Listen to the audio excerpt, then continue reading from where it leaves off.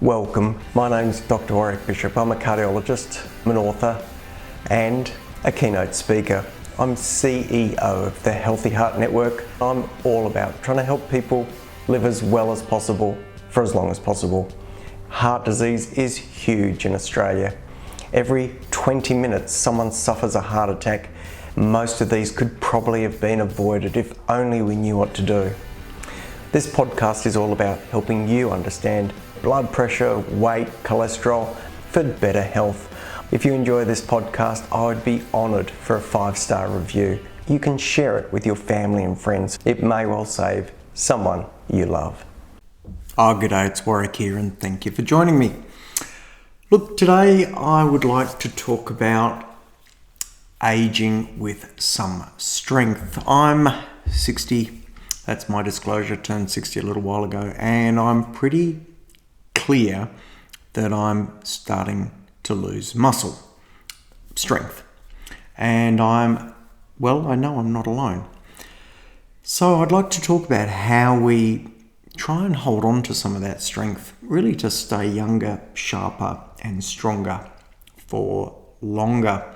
And it turns out that as we age, there are 3 key systems that we need to be looking after as best as possible, separate to our heart, which of course, if you've been following me, you should have all that done and dusted by now.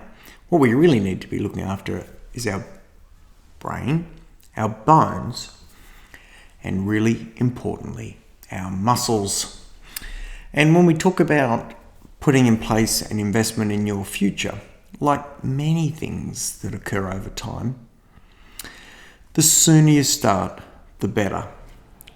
But if you haven't started, then now actually is the best time. So let's start off by talking about the brain and trying to protect that cognitive function. Your brain really is a bit of a high performance engine. It sort of needs fuel, obviously blood flow. And we don't want inflammation because inflammation can impact. And we know that cognitive decline doesn't just start overnight. It's a process that can start decades earlier. And what are the things that we know about it? We know that vascular health is really important for brain health. So looking after your heart will also look after your brain. Things like high blood pressure, inflammation that I alluded to, poor metabolic health. A fairly recent study came out on keeping cholesterol levels down and even using statins for lowering cholesterol, demonstrating a reduction in all-cause dementia, not just vascular dementia, all-cause dementia.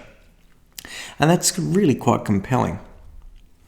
We know that things like insulin resistance, that sort of metabolic and cardiometabolic health problem associated with type 2 diabetes and pre-diabetes are linked to cognitive decline. And in fact, Alzheimer's disease is sometimes called type 3 diabetes. That's how bad it is. We know sleep's essential, so if you're going to look after your brain, you've got to sleep. That allows the brain to literally drain away. There's a change in the way the fluid moves around your brain overnight, and proteins that can build up within that fluid can only escape during the time you're asleep. It turns out regular aerobic activity and strength training both are linked to improved long-term brain outcome. If you're going to look after your brain, don't forget there is a component of nutrition in there. Mediterranean-style diets appear to be brain friendly from what we can see. Antioxidants may be beneficial, hard to know. Omega-3 oils, we know that EPA, probably more data supporting heart function, but we know DHEA, more data supporting its role in retinal and brain-related health. So, looking after the brain, tick that box. What about the bones? This is really big, and I'm going to flag it because I've also got a virtual bone check and bone survey that I put together. What's your risk of bone problems? So Look those up. Go to Virtual Heart Check and Virtual Bone Check. Look up Virtual Bone Check, just as it sounds, and you'll find it. I've got a website now allowing people to do a survey to test, get a feel for whether they should be considering a bone mineral density scan or not. It's pretty sensible to do, so please check it out. Because, in fact, if you don't measure your bone mineral density, you won't know where it is. You just can't guess it. And there can be reasons why yours might be low. Apart from hereditary, actually, conditions like partial celiac disease. I actually saw a patient the other day with a condition called mastocytosis. Now, no one expects you to know what that is because it's a really rare condition. But this gentleman appeared with a spinal fracture. He was shown to be osteoporotic. And as they dug and researched and investigated and tried to find an explanation for his osteoporosis, it turned out to be mastocytosis. He had no idea he had that condition. What's the point? Please get your bone mineral density checked. A bit like I ask people to please get a calcium score. If you don't actually look, you don't actually know. Well, back to bones and strengthening bones, because you need to look after them. But please go get a bone mineral density scan done. Go and look up Virtual Bone Check. It'll save you having to go to a GP or a specialist. Unless, of course, you're over 70 or had a low impact fracture, in which case there's a Medicare rebate available for you. But let's go to load-bearing exercise. We know that that's really beneficial. And yes, OsteoStrong type protocols have real evidence. They talk about multidisciplinary combined exercise, but any load bearing is really, really important. We know vitamin D is important, vitamin K2, I'm really advocating that for people for heart health and bone health these days. Magnesium is important in bone health. You probably think of it in terms of muscle cramps, and maybe even think of it in terms of rhythm stability for the heart and blood pressure for the heart, but it's also really important for bones. And many people can be a bit magnesium deficient, so don't miss that. Protein and collagen, the raw materials for building bone, are also really, really important. So your bones are dynamic constantly. If you give them the right building blocks and stress them the right way, there's a very good chance you'll be able to build more bone mineral density. And wouldn't that be a good thing? Let's talk about the third thing. We've talked about looking after your brain as you age. We've talked about looking after your bones as you age. Let's talk about looking after your muscles. Now, having good muscles isn't all about having a great figure when you wear your cozy down the beach. It's more than that. It's metabolic, it's structural, and it's protective. And really importantly, as we age, we lose muscle mass. There's a word for that. The word we use is sarcopenia, sarco pertaining to muscle, penia meaning less. But the word you probably know is frailty. And frailty sucks. Stops you getting out and about, stops your independence. It puts you in a nursing home. Stops you carrying your groceries up the stairs. But the good news is, for the vast majority of people, making sure that they don't have a disease or drugs that can prevent them from building bone, that you can build bone. And even in our OsteoStrong Centre, we've been seeing improvements in strength in individuals who are into their 90s. Into their 90s.